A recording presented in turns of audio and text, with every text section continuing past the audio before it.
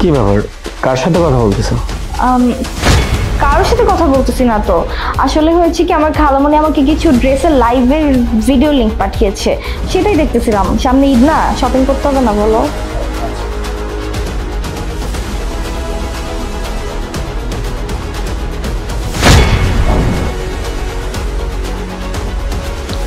Hello, আসসালামু আলাইকুম sir.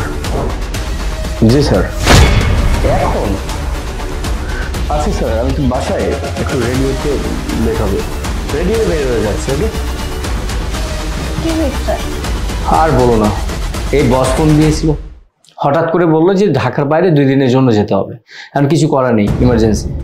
মানে কি, হঠাৎ করে 2 দিনের জন্য ঢাকার বাইরে যেতে হবে, তা আবার এখন? আর তুমি না থাকলে আমি এত বড় বাড়িতে একা একা কেমনে থাকবো বলো? এমনিতে আমার ভয় লাগে। আমার তো ইচ্ছে করতেছে না যাওয়ার, তোমাকে ছেড়ে একটু মন টিকতেছে না। আচ্ছা, কি করার, যেতে তো হবেই। ঠিক আছে, থাকো, আমি তাহলে গেলাম। ঠিক আছে, সাবধানে যেও। আচ্ছা।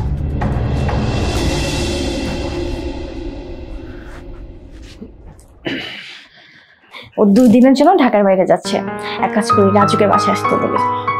ওর সাথে ঠিক মতো ভিডিও কলে কথা হয় না, সবসময় বাসায় থাকে, মন খুলে কথা বলতে পারবো।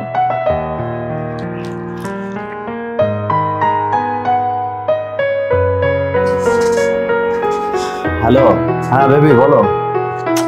আরে আগে গুড নিউজটা তো শোনো। আমার হাজবেন্ড 2 দিনের জন্য ঢাকার বাইরে গেছে, বাসা পুরা খালি। তোমার সাথে তো ঠিক মতো কথাই বলতে পারে না, ওর জন্য সারাক্ষণ বাসায় থাকে। দেখো না, তুমি এক কাজ করো, তুমি বাসায় চলে আসো, মন ভরে কথা হবে। তাহলে তো ভালোই হলো, ফাঁকা মাঠে গোল দেওয়া যাবে, কোনো আম্পায়ারও নাই, কোনো রেফারিও নেই। আচ্ছা ঠিক আছে, আমি এখনই আসছি। এই মফিজ, এখানে একটু বস তো, আমি একটু আসতেছি। তুমি চলে আসছো?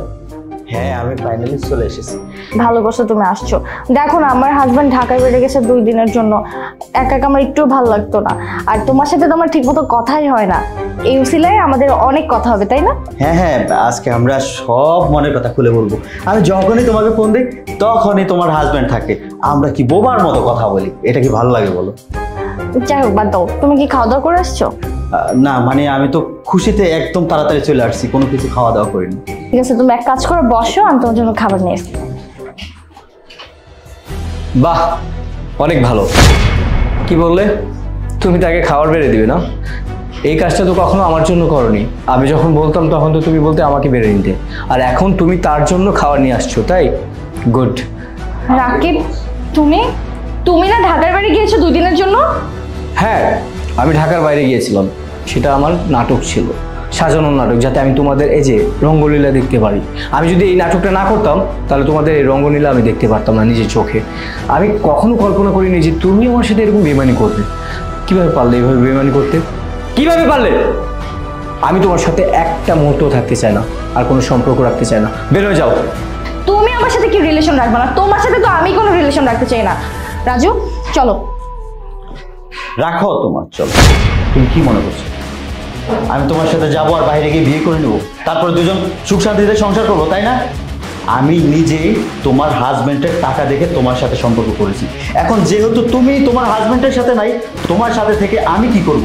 থাকো তুমি তোমার মতো।